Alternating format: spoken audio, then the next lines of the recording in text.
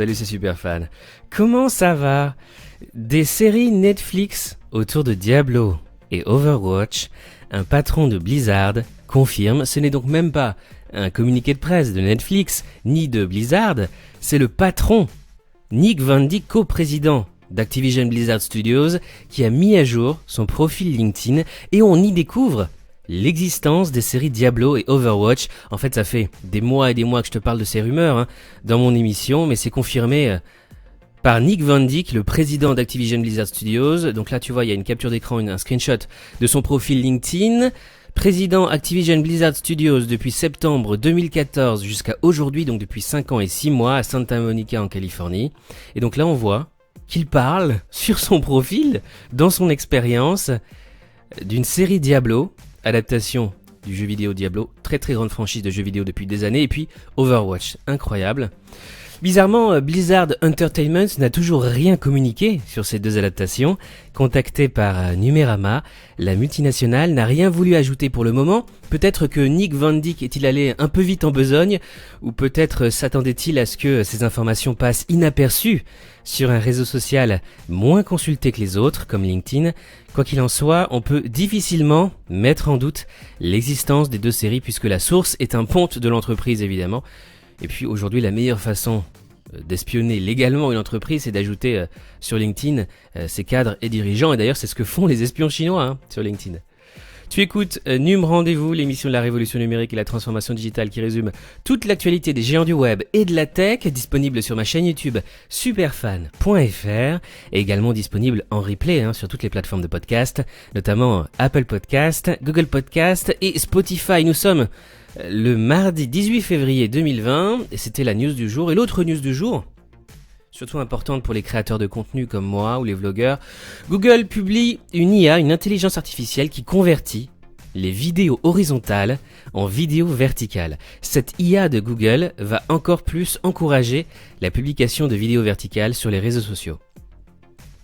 Et en fait, c'est une IA intelligente qui va détecter le sujet dans la vidéo, qui va bien couper la vidéo, qui va bien reformater et recadrer la vidéo, comme si un monteur le faisait. Un générateur de vidéos verticales à partir de vidéos horizontales, voilà quelques exemples. Alors l'IA s'appelle AutoFlip. Là tu vois l'original en 16/9 et les différents formats, square, vertical, portrait. Et tout ça c'est généré automatiquement par cette IA de façon intelligente, comme si un monteur vidéo le faisait. Je vais te mettre aussi en lien sous cette vidéo dans le commentaire épinglé l'article original sur le blog Intelligence Artificielle de Google. Je te rappelle d'ailleurs que tous les articles mentionnés à ce podcast sont disponibles dans le commentaire épinglé sous cette vidéo. Dans le reste de l'actualité, comme d'habitude, je vais te parler des news des GAFAM. Google, droit voisin.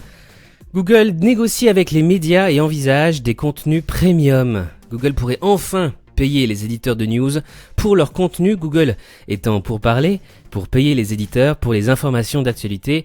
Google travaille peut-être sur quelque chose de similaire à Apple News. Google, un concurrent d'Apple News Plus, serait dans les tuyaux. Google pourrait développer un service similaire à Apple News Plus qui pourrait permettre aux médias européens de générer des revenus supplémentaires en vendant des licences à la firme de Mountain View.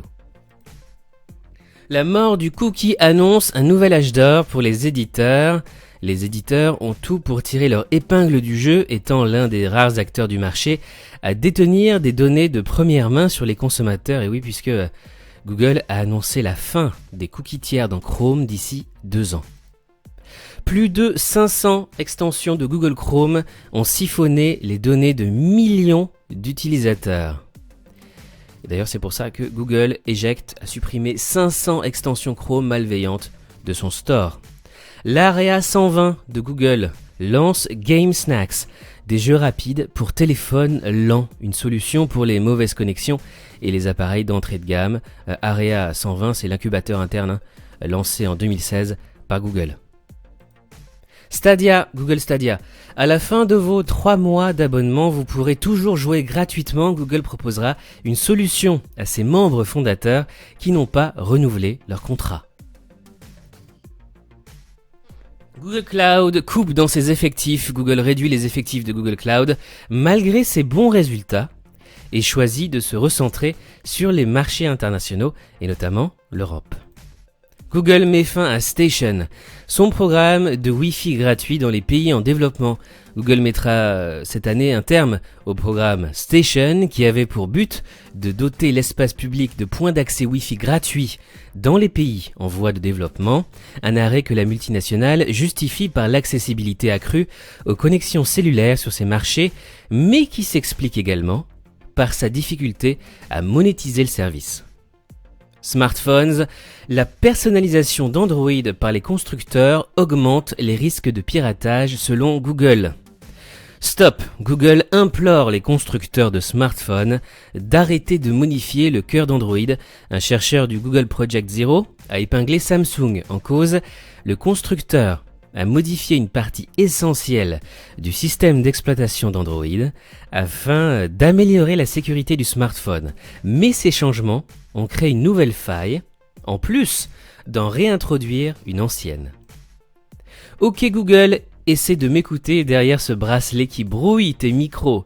Des chercheurs de l'université de Chicago, aux États-Unis, ont développé un prototype de bracelet capable de parasiter les micros. Leur objectif, s'assurer de la confidentialité des conversations les plus privées dans un monde où les appareils connectés sont autant d'oreilles tendues. Ta télévision connectée, ta tablette, évidemment tes smartphones, mais aussi ton robot cuiseur dans ta cuisine, souvent équipé d'un micro qui peut t'écouter.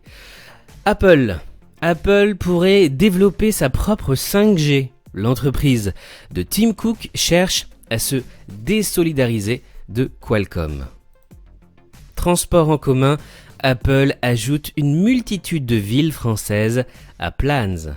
L'application d'Apple a été enrichie des données de nombreux réseaux de transport régionaux dans toute la France, une réelle concurrence pour Google Maps, Citymapper ou encore l'assistant SNCF.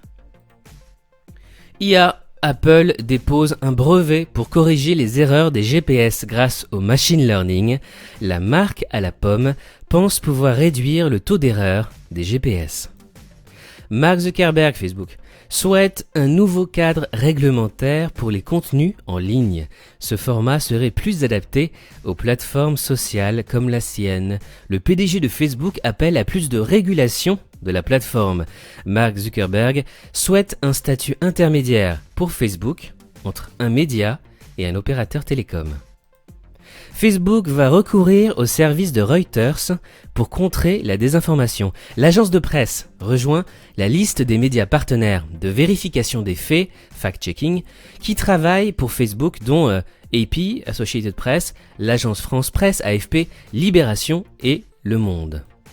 Instagram, Facebook va mieux réguler les contenus politiques sponsorisés. Les influenceurs devront indiquer plus clairement que leur publication est financée par une campagne politique, puisque aux États-Unis, les hommes politiques en campagne, pour la présidentielle, pour l'investiture au Parti démocrate par exemple, font beaucoup de pubs sur Instagram et ils rémunèrent des influenceurs. Par exemple, Michael Bloomberg, le candidat, paye beaucoup d'influenceurs pour diffuser ces mèmes. Pour Bill Gates, l'IA et la thérapie génique vont révolutionner la médecine. Le fondateur de Microsoft place beaucoup d'espoir dans ces technologies dans les années à venir. Microsoft pourrait ajouter un nouvel outil d'organisation, Spaces, à Outlook. Microsoft poursuit sa quête pour améliorer la productivité personnelle et organisationnelle par le biais de nouveaux outils comme Space qui pourraient être intégrés à Outlook dans le futur. Microsoft lancerait le Surface Book 3 et la Surface Go 2 dans quelques semaines. N'as-tu nu Netflix, guerre du streaming? Disney Plus et Netflix font jeu égal dans un sondage. Une étude permet de mieux saisir les habitudes et les attentes des abonnés de la plateforme de Disney. C'est un sondage mené aux États-Unis, évidemment. Disney Plus compte 28,6 millions d'abonnés seulement 3 mois après son lancement aux États-Unis. On est certes encore très loin de Netflix et de ses 106 millions de souscriptions payantes à travers le monde, mais la rivalité entre les deux géants du divertissement semble bien se confirmer. Un récent sondage mené par le cabinet d'études des consommateurs PeopleSay auprès de 63 833 adultes américains permet de mieux comprendre ce phénomène. Les experts ont d'abord tenté de comparer les images des services de streaming et ainsi 49% des personnes interrogées ont répondu que Disney+ était aussi bon que Netflix. 28% trouvent Netflix meilleur contre 23% qui lui préfèrent la plateforme de Disney. On est donc très proche d'un match nul.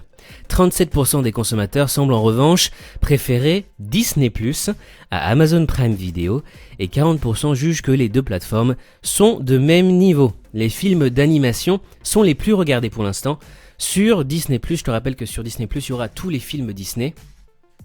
Il y aura également tous les films Pixar, les films Marvel, les films Star Wars et aussi des séries originales, notamment la série Mandalorian, adapté de l'univers de Star Wars. Disney+ qui va arriver en France dès le 24 mars prochain. Netflix met fin à l'offre d'essai gratuit d'1 mois.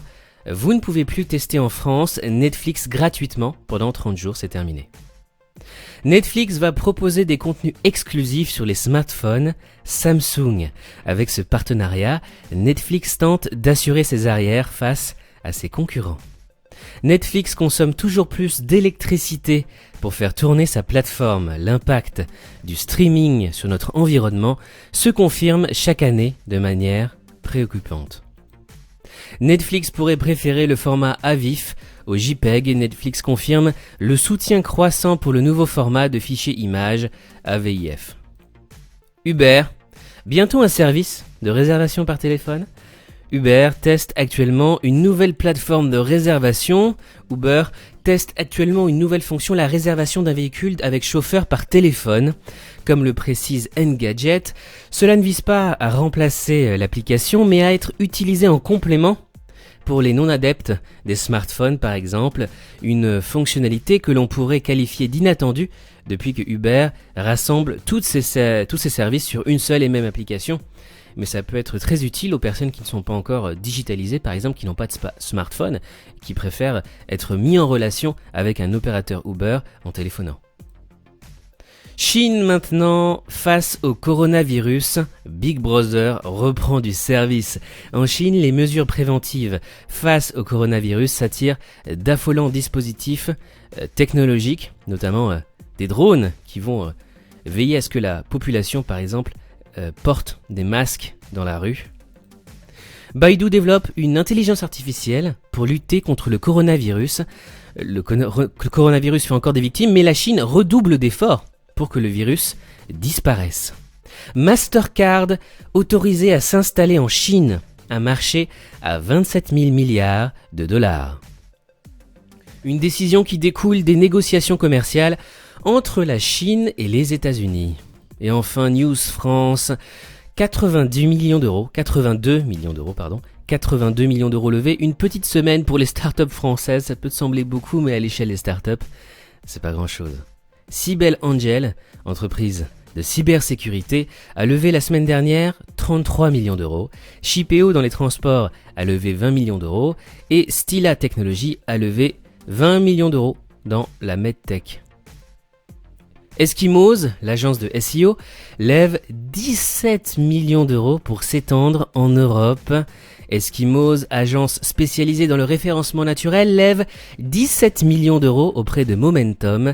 Il s'agit pour la start-up parisienne de sa première levée de fonds.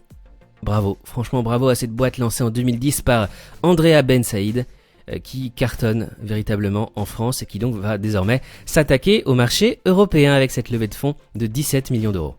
Shotgun, autre application française, lève 2 millions d'euros pour son app dédiée aux événements festifs. Shotgun, plateforme dédiée aux événements festifs, lève 2 millions d'euros auprès de New Fund et du fonds anglais Venrex. La start-up parisienne avait déjà levé 1 million d'euros en septembre 2017. Embulise lève 1 million d'euros pour optimiser les transports sanitaires. La start-up rennaise Embulise a mis au point une plateforme de commande et de régulation des transports sanitaires à destination des établissements de santé. Elle vient de lever 1 million d'euros pour se développer dans toute la France.